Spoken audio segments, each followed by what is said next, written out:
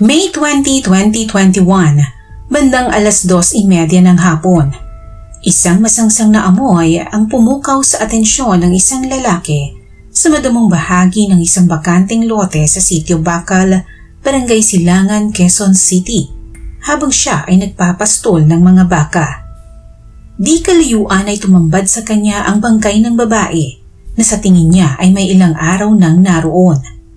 Ang bangkay ay walang saplot at hindi na makilala dahil sa dami ng pasa at dugong kumalat sa kanyang mukha. Agad niyang ipinagbigay alam sa barangay ang kanyang nadiskubre. Nang mga oras na iyon ay nasa 3 araw nang hinahanap ng pamilya ni Aling Cherry ang nawawala nitong anak na si Ebeng. Sinubukan nilang alamin kung sino ang babaeng napabalitang natagpuang patay sa kanilang lugar. At sa kabila ng kanilang dasal na hindi sana si Ebeng ang kanilang makikita, sa kasamaang palad ay positibo nila itong kinilala na siya nga ang nawawalang si Ebeng. Ngunit bakit niya sinapit ang ganoong karahas na kamatayan? Sino ang walang awang gumawa ng karumal-dumal na pagpaslang sa isang tulad ni Ebeng? Alamin natin ang kwento sa likod ng kasong ito.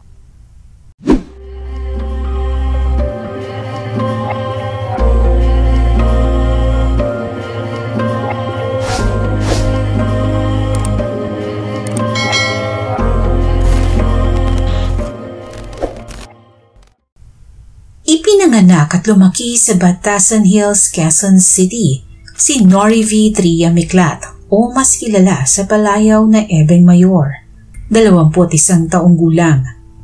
Pang-apat sa 6 na magkakapatid si Ebeng at bagamat ipinanganak ng babae, bata pa ay kinakitaan na siya ng kanyang mga magulang na iba ang sexual preference ng kanilang anak.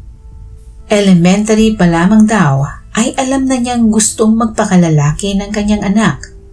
Mahilig ito sa mga laruan at mga damit pang lalaki, bagay na hindi na napigilan ng kanyang mga magulang habang siya ay lumalaki. Sa halip ay tinanggap ito ng buo ng mag-asawang Cherry at Romel Miklat. Paglalarawan ng kanyang ina, mabait na anak at malambing na kapatid si Ebeng. Tahimik lamang ito ngunit pala kaibigan pero mabilis din itong magtiwala.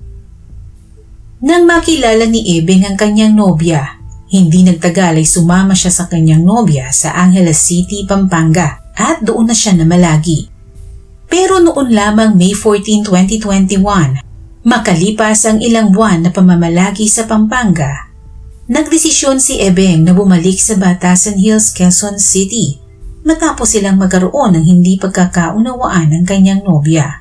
Ikinatuwa naman ng kanyang pamilya ang muling pagbabalik ni Ebeng dahil matagal-tagal din itong nawalay sa kanila.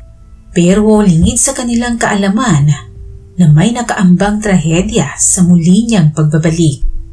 Araw ng Lunes, 17 ng Mayo taong 2021, nagpaalam si Ebeng sa kanyang ina na aalis at pupunta lamang sa isang kaibigan. Pinayagan naman ito ni Cherry dahil sanay naman siyang paminsan-minsan ay umaalis ang kanyang anak dahil naiinip daw ito sa bahay nang walang ginagawa. Ngunit makalipas ang 3 araw, hindi pa rin umuuwi si Ebeng kaya lubha na silang nag-aalala. Hinanap nila ito at ipinagtanong-tanong, ngunit bigo silang mahanap si Ebeng. Hanggang sa isang balita ang nakarating sa kanila na may isang bangkay ang natagpuan sa Barangay Sitio Bakal sa Bagong Silangan. Nagbakasakali ang bayaw ni Ebeng na si Jericho Nicolas kaya dali-dali niyang pinuntahan ang lugar. Nang marating nito ang lugar at makita ang naturang bangkay, hindi niya ito kaagad nakilala sapagkat nagsisimula na itong lumobo. Wala itong saplot, duguan at tadtad ng pasa ang mukha. Nangingitim at nagsisimula ng maagnas ang bangkay.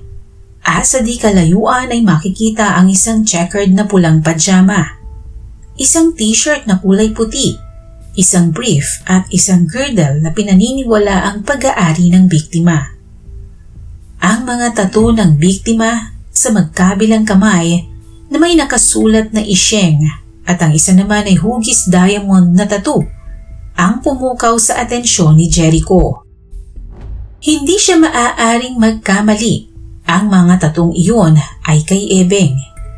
Dito na kumabog ng husto ang kanyang dibdib kaya dali-dali siyang tumawag at ipinaalam sa kanyang biyanana ang kanyang natuklasan. Samantala, kasabay ni Jericho ay may isa pang residente ang lumapit noon sa barangay at sinabing kilala niya ang biktima. Ito ay walang iba kundi ang kaibigan ni Ebeng na si Xander de la Cruz Elias Dugong, 22 taong gulang. Siya ang nakitang huling kasama ni Ebeng nang umalis ito ng kanilang bahay sa Batasan Hills. Ang ipinagtataka ng mga pulis, kinurdunan na nila ang crime scene at walang sino man ang nakakalapit sa bangkay. Kaya't paano nasabi ni Dugong na kilala niya ang biktima?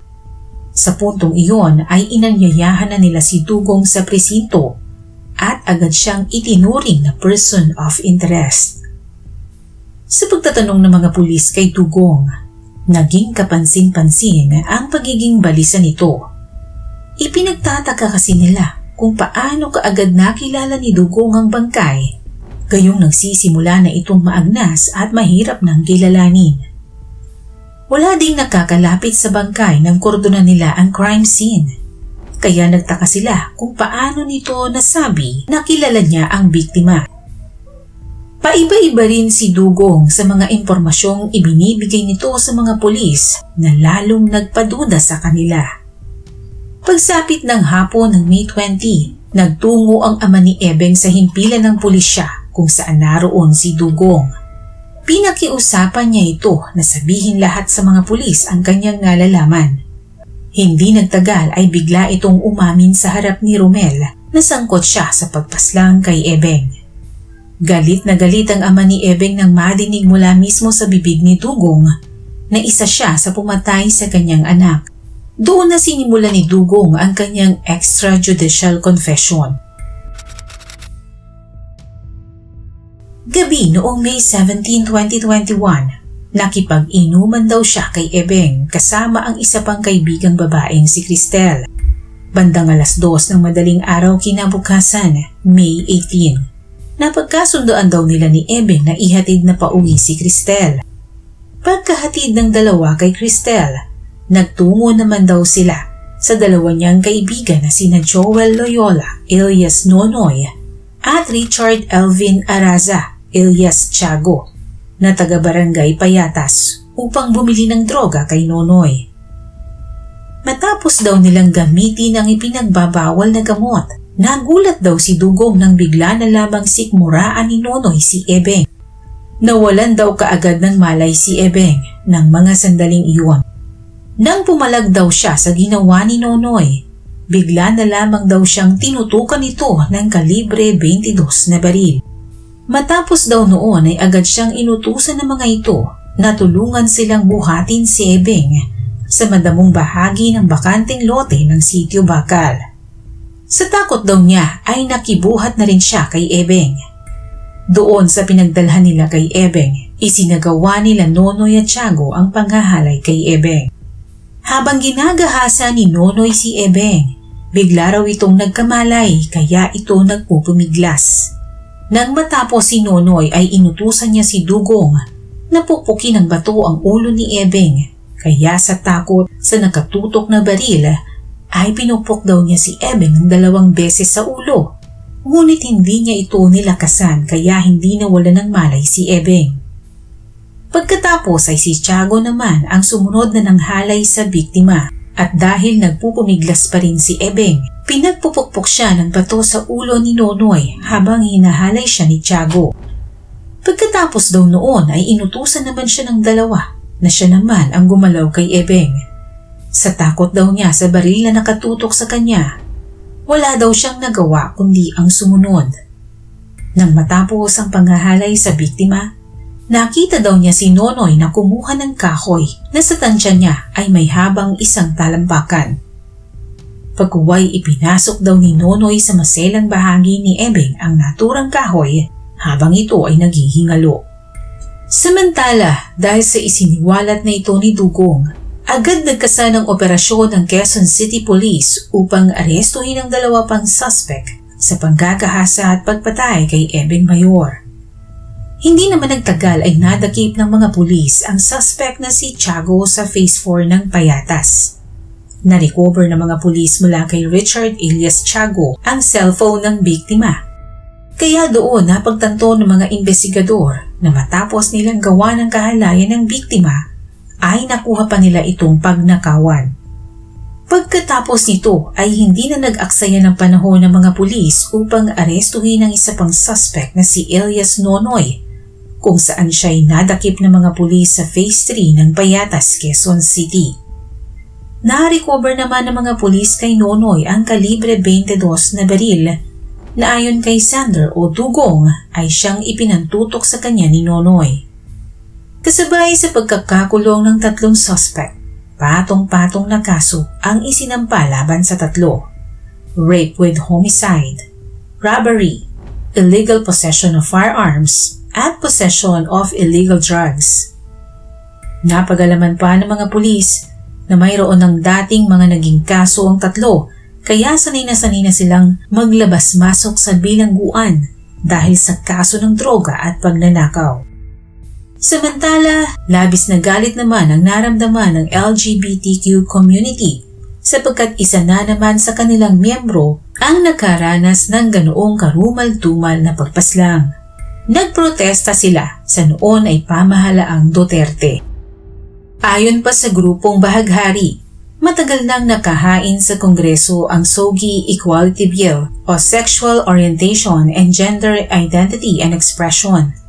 Ngunit ito ay hindi binigyang pansin ng gobyerno para sana mabigyang proteksyon ng mga miyembro ng LGBTQ laban sa anumang uri ng pang-aabuso.